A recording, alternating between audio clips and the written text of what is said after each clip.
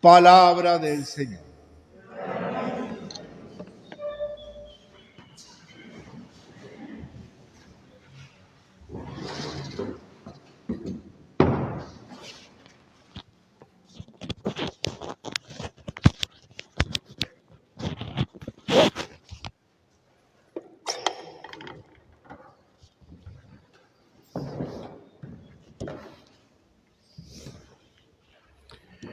Seguimos todos estos domingos con el Evangelio de San Marcos y estamos acompañando a Jesús en este caminar con los discípulos mientras les va enseñando.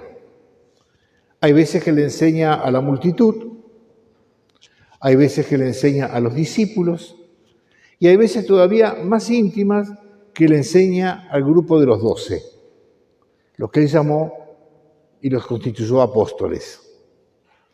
Esos que van a ser los que reciban todo el peso del mandato de evangelizar el mundo entero. En el pasaje de hoy vamos a escuchar hemos escuchado la segunda vez que Jesús habla de la pasión. La primera vez fue cuando Pedro le reconoce que él es el Mesías. Y entonces les aclara, cuidado que no soy el Mesías como piensan, sino que yo voy a pasar Mesías pero por el sufrimiento. Que no lo logran entender, tanto que Pedro recibe un flor de reto de parte de Jesús, porque Pedro va a decir, no, maestro, ahora está diciendo macana, ¿cómo te va a pasar eso? ¿No? Siguen adelante, ¿no es cierto?, en ese caminar. Evidentemente no terminan de comprender lo que el Señor les ha dicho, ni lo van a comprender hasta que después que resucite. Y bueno, Jesús vuelve a anunciarlo. Y seguían sin entender, dice, y no solamente sin entender, sino mejor dicho, diciendo, ni le llevaron el apunte. O sea, es más o menos parecido a lo que hizo Pedro. No, eso no va a pasar. ¿De qué está hablando? ¿No? Cerraron los oídos. Pero encima no solamente eso, sino que se pusieron a tontear entre ellos, por usar una palabra más fina, a tontear entre ellos como gurises. ¿Quién es más importante de nosotros? A mí me dijo tal cosa, a mí me encargó esto, a mí me puso acá, a mí me eligió primero. Estaría bien tipo discusión de chiquilín, ¿no? A ver quién era más importante. El Señor, que sabe lo que pasaba en ellos, va a llamarles y los va a preguntar, ¿de qué hablaban? Y ahí se llenaron de vergüenza, porque justamente Él hablaba de que iba a dar la vida por nosotros y ellos estaban hablando a ver quién era el más importante. Un contraste violento entre las dos cosas, que es lo que hoy quiere mostrarnos el Evangelio. Entonces dice Jesús que lo va a tomar al grupo de los 12 y lo va a llevar aparte para que puedan entender de una vez por todas. Dice, no es así. Entre ustedes no tiene que ser así. Si el que quiere ser más grande, que se haga servidor de todos. Entonces acá llegamos al punto clave de este Evangelio, ser servidor. Esa es la propuesta de Jesús. A todos ustedes, ser servidor. ¿Y qué quiere decir ser servidor? Vamos al uso común de la palabra. Cuando alguien tiene un servidor, un sirviente, ¿qué es lo que tiene que hacer el sirviente? Agradar a su dueño, a su patrón. Tiene que hacer lo que le pida. Está al servicio de. Bueno, ser servidor de los demás significa que nos ponemos a servir a los demás. No a nosotros mismos, a los demás. San Pablo, en una de sus cartas, lo va a decir bien clarito así, que nadie busque su propio interés, sino también el interés de los demás. O sea, el interés de los demás. Que el otro me importe. Pero ¿hasta qué extremo? Entonces Jesús va a tomar un chiquilín, que en la época de Jesús los gurises no valían nada. Si la mujer no tenía mucho rol social, menos los gurises. No contaban, no eran importantes. Por eso los dos gestos de Jesús, de darle lugar a la mujer y de darle lugar a los chicos, fue algo revolucionario. Iba en contraste, era de las cosas que escandalizaban. Los gurises eran una pertenencia de la familia, hasta que no fueran grandes, hasta que no pudieran trabajar, no valían. Entonces un chico, alguien que no valía, dice, el que lo recibe a uno de estos chicos, por mí, dice, por mí. O sea, no por lo que valen, sino porque yo se lo estoy pidiendo. Me está recibiendo a mí. O sea, hacerle servir hasta el extremo de hacernos servidores de los que consideramos menos que nosotros. Entonces acá entramos en un problema. Nosotros también estamos haciendo juicios como hacían los apóstoles tonteando. ¿Quién es más importante? ¿Él o yo? ¿Yo por qué soy más importante? ¿Qué tengo yo que valga más que lo del otro? San Pablo también lo dirá muy fuerte. ¿Qué tienes que no se te haya dado?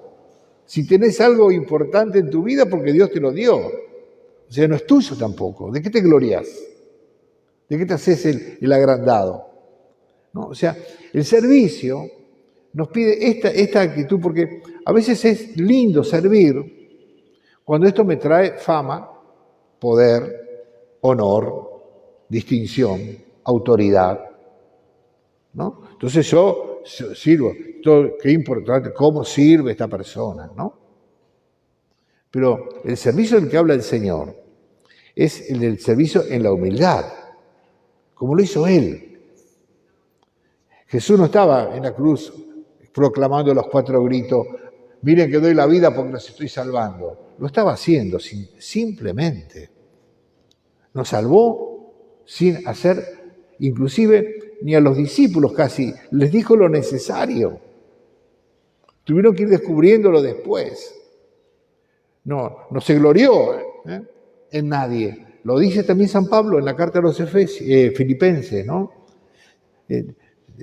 Siendo Dios, no consideró como gloria guardar esa igualdad. Se abajó, se humilló. No solo hasta la muerte más humillante, la de cruz. Entonces, el camino del servicio que nos presenta es el del servicio, pero un servicio hecho como lo hizo Él. Aprendan de mí, dirá el Señor. Yo no vine a ser servido, vine a servir. Nos dio ese ejemplo, ese testimonio espectacular el día de la cena, cuando le lavó los pies a los discípulos. Si yo, que soy el Señor y Maestro, y lo soy, lo estoy haciendo, háganlo también entre ustedes.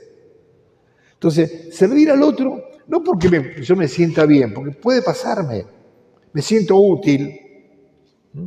Servir al otro porque Dios ama al otro también. Servir al otro como ofrenda a Dios, ¿no es cierto? Hoy estamos rezando por los que sirven en la comunidad. Esa es la intención de esta misa. Uno puede servir en la comunidad, ¿cierto? De una manera media egoísta también. Yo lo hago mejor que el otro. Puedo compararme, como se comparaban los apóstoles ese día, ¿no? Puedo estar pensando, y si yo no lo hago, nadie va a poder hacerlo como lo hago yo. Y podemos estar sirviendo y podemos tener en el corazón. ¿Saben cómo nos damos cuenta en una comunidad cuando se nos va ganando ese bichito? Cuando nos cuesta que nos corrijan, porque lo consideramos una ofensa, ¿no? Y todos nos equivocamos. Si yo soy manso y humilde, y si vienen a corregirme, seguro que no me va a gustar. A nadie le gusta que lo corrijan. Pero si quiero servir en el nombre del Señor, yo tengo que saber que simplemente, como dice Jesús, digan, hice lo que tenía que hacer y listo. Simplemente obedecí, ¿no? Dejarme corregir es un signo, ¿no? El otro signo es que una comunidad sea servicial cuando hay ganas de servir. No, porque a veces miramos qué lindo lo que están haciendo ustedes, pero yo no me involucro. O sea, una comunidad que llame al servicio, donde se vea que se trabaja con alegría, con entusiasmo y en el nombre del Señor. No para nadie, ni para el cura, ni para los caciques, ni para nadie. Se está trabajando para el Señor, ¿no? Entonces, que tengamos ganas de servir, de aportar lo nuestro, ¿no? En esa comunión que el Señor pretende de nosotros, ¿no? Pidamos, porque este espíritu de servicio es la señal nuestra. Decimos que la señal de los cristianos es el amor, pero el amor es este amor, no un amor romántico lleno de maripositas y pajaritos, ¿no? Sino este amor de que es capaz de darle lugar al otro, que es capaz de darle lugar aún al que no vale. Nos damos cuenta cuando una comunidad es servicial, cuando inclusive aquel que en el mundo no encuentra lugar, acá lo encuentra. Porque es útil, aunque sea, y los hermanos no lo van a estar juzgando. No es fácil.